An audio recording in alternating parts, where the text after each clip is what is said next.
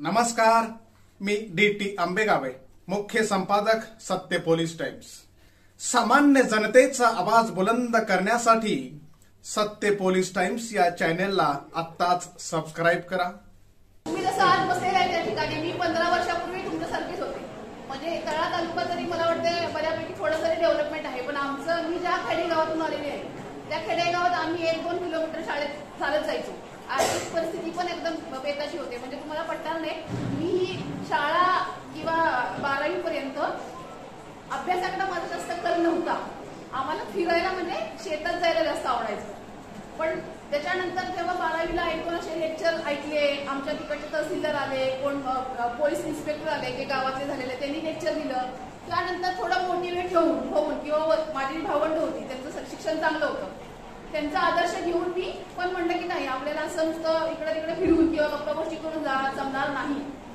कदाचित तुम्हाला आज ह्या गोष्टी पटणार नाही, अजून 2 वर्ष गेल्यानंतर कदाचित ह्याचं तुम्हाला रिअलायझेशन होईल की खरोखर आपण ही 2 वर्ष जी महत्वाची होती ती वाया घालवलेली आहे।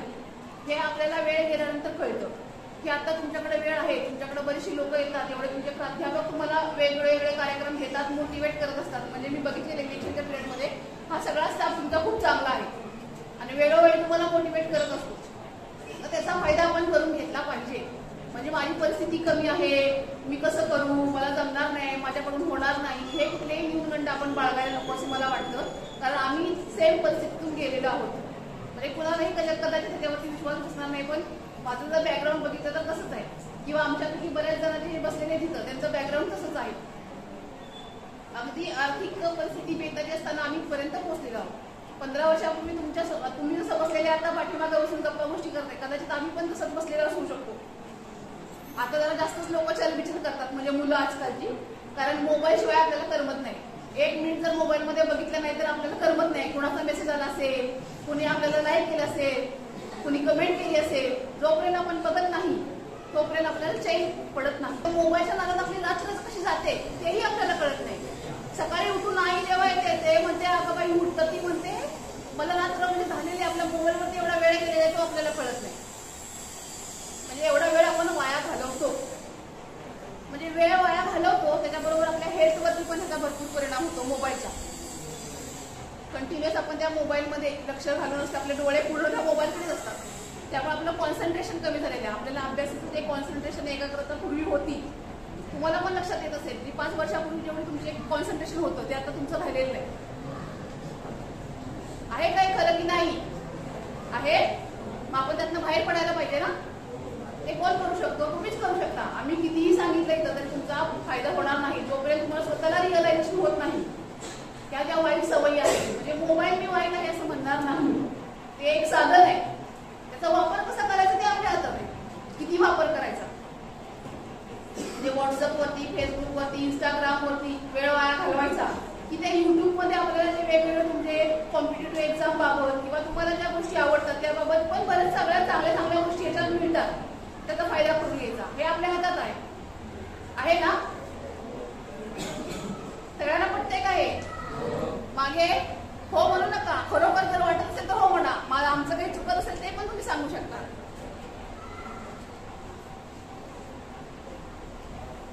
मागच्या मुलाला पटत नाही वाटतं, तर ह्या तुमच्या आयुष्याचा खूप टर्निंग पॉइंट आहे। हे जे तुमचे 3 ते 4 वर्ष आहेत हे तुमचं आयुष्य पुढचं डिसाईड करतात। हे 3-4 वर्ष जर आपली वाया गेली किंवा आपल्याला वाईट संगत किंवा वाईट मार्ग जर आपण पकडला तर आपलं पुढचं आयुष्य वाया गेलं समजायचं। हे 4 वर्ष जर तुम्ही चांगले पॉझिटिव्हली तुमचं काही लक्ष असेल समजा किंवा तुमची आवड निवड असेल, असं आम्ही म्हणणार नाही की तुम्ही कॉम्पिटेटिव्ह एक्झामच करा, MPSC द्या, UPSC द्या, डॉक्टर व्हा, इंजिनियर व्हा। तुम्ही प्रत्येकाने ओळखलं पाहिजे तुमची स्ट्रेंथ काय आहे, आपल्याला काय आवडतं किंवा आपल्याला ह्याच्यात इंटरेस्ट आहे, ह्या गोष्टीत इंटरेस्ट आहे, ते आपण ओळखायला हवं आणि त्या दृष्टीने आपण पुढे जायला पाहिजे। एखाद्याला कुकिंग आवडू शकतं, एखाद्या मुलाला कुकिंग आवडू शकतं, एखाद्या लेडीजला काही ड्रायव्हिंग आवडू शकतं, सिंगिंग आवडू शकतं, डान्सिंग आवडू शकतं, एखाद्याला शिक्षण आवडू शकतं, अभ्यास करायला आवडतं। अशी पण बरीच मुलं असतात की त्यांना 12 तास ते अभ्यास करत राहतात, मग त्याची आवड असते, पॅशन असते। तर असं आपली एक कुठली आवड आहे, इंटरेस्ट आहे ते आपण ओळखला पाहिजे सगळ्यांनी, हे खूप महत्वाचं आहे। म्हणजे जीव मिळून ना सांगतोय, कारण आम्ही त्या फेजमधून गेलेलो आहे। हे आपल्याला नंतर जेव्हा आपली वेळ जाते, आता आमच्या बरोबरच्या बऱ्याचशा मुली लग्न होऊन पिरियडला आपलं वय वाढलेलं असतं, तेव्हा आपल्याकडे ऑप्शन खूप कमी झालेले असतात.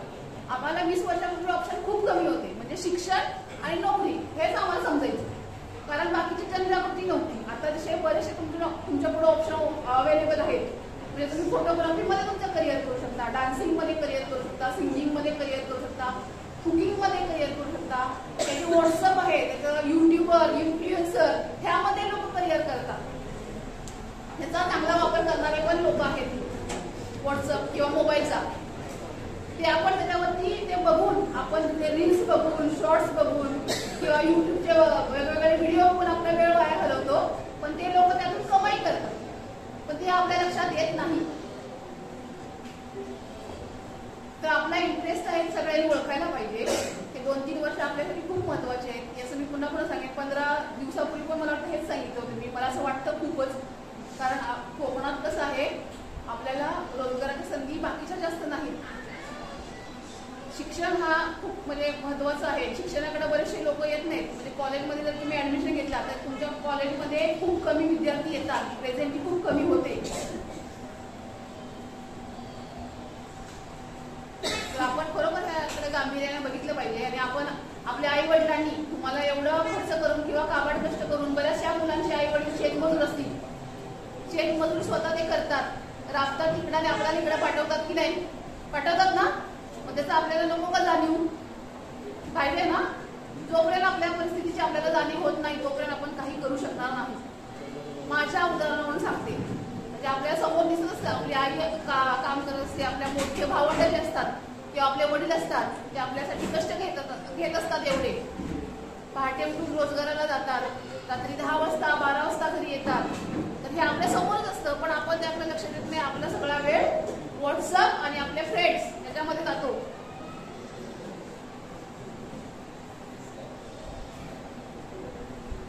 तर हे जे व्हॉट्सअप आहे ना, व्हॉट्सअप आणि किंवा तुमचं फेसबुक असेल, इंस्टाग्राम असेल, ते चांगलं जरी असलं तरी त्याच्यात आपण जास्त गुंतण्यापेक्षा त्याचा चांगला वापर कसा करता येईल आपल्या दृष्टीनं, आपल्या आयुष्याच्या दृष्टीनं, याचा विचार केला पाहिजे. मला वाटतं भारत हा देश आहे सगळ्यात जास्त युवक असणाऱ्यांचा देश आहे. म्हणजे सगळ्यात जास्त युवकांचं प्रमाण आपल्या देशात आहे. त्यामुळे सगळ्या जगाचं लक्ष आपल्याकडे आहे. आणि आपल्याकडे टॅलेंट पण तेवढं आहे. आपल्या मुलांकडे टॅलेंट भरपूर आहे.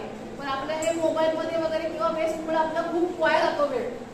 आपल्याकडे टॅलेंट नाही असं नाही. प्रत्येकाकडे कुठला ना कुठला एक युनिक क्वालिटी आहे, पण त्याचं आपण ओळखत नाही किंवा त्या पद्धतीने आपण काम करत नाही, त्याच्यावरती वर्क करत नाही. तर ते आपण ओळखायला पाहिजे. आता तुम्हाला एवढं सांगते, तुमचा कुठला इंटरेस्ट असेल, कोणताही असू देत, कोणतंही तुमच्या लक्ष असू देत, तुम्ही फक्त निवडा आणि त्यासाठी तुम्ही त्याच्या ते लक्ष गाठण्यासाठी किंवा तुमचा जो इंटरेस्ट आहे तुम्हाला तो अचीव्ह करण्यासाठी त्याच्यासाठी हार्डवर्क करा. हार्डवर्क, डेडिकेशन आणि पॅशन हे तिन्ही असणं आवश्यक आहे. जर तुम्हाला आवड आहे, समजा एखाद्याला व्हायचं असेल सिंगिंग, पण त्याच्यासाठी जो रियाज करावा लागतो, कुकिंग करायचं असेल त्यासाठी जे कष्ट घ्यावे लागतात, एखाद्याला डॉक्टर व्हायचं असेल त्यासाठी जे कष्ट घ्यावे लागतात, ते कष्ट घेतल्याशिवाय होणार नाही ना. आपल्याला वाटतं बाबा सचिन तेंडुलकर आहे त्याच्यासारखं व्हायचंय, पण त्यांनी किती कष्ट घेतलेले, त्याच्या पाठीमागे भरपूर कष्ट असतात. एखादा सेलिब्रिटी असेल तो तिथपर्यंत गेला, त्याच्यासाठी त्यांनी किती कष्ट घेतलेले आहेत हे पण गोष्टी बघणं आवश्यक आहे. कोणतीही गोष्ट असेल तर त्यासाठी कष्ट घेणं आवश्यक आहे. कष्ट आणि जिद्द पाहिजे. मनात पुढे जर तुम्ही जिद्द ठेवली पाहिजे तर तुम्ही त्या गोल तुमचा अचीव्ह करू शकता. पूर्वी म्हणले जायचं की लात मारेल तिथं पाणी काढेल. तर अशी जिद्द आपल्याला असली पाहिजे. पण तुम्ही लात माराल त्या खडकावरती तर त्यातून पाणी निघेल का?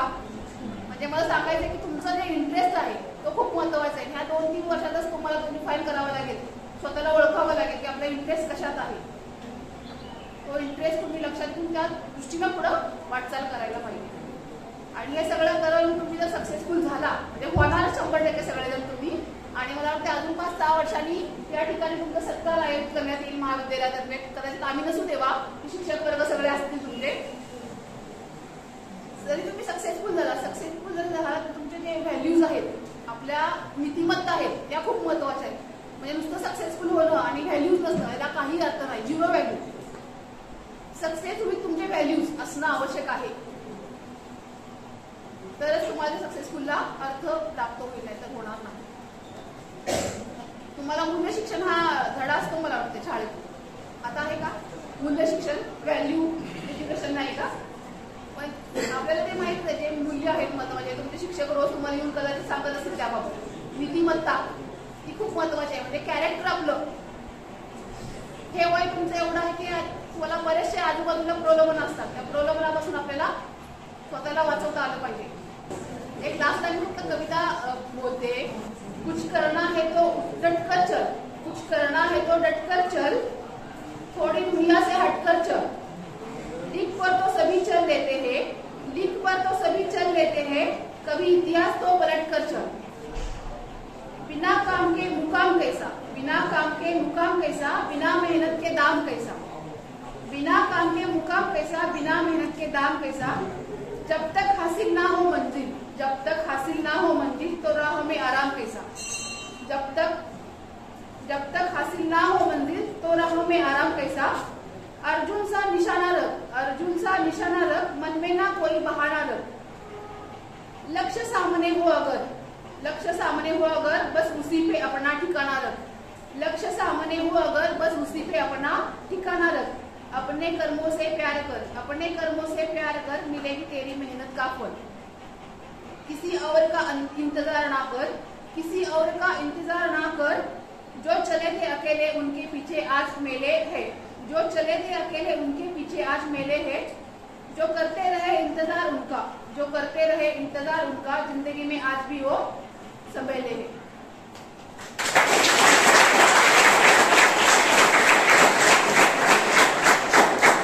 माझं एवढं शांतपणे ऐकून घेतलं त्याबद्दल खूप खूप धन्यवाद. सामान्य जनतेचा बुलंद आवाज, सत्य पोलीस टाइम्स.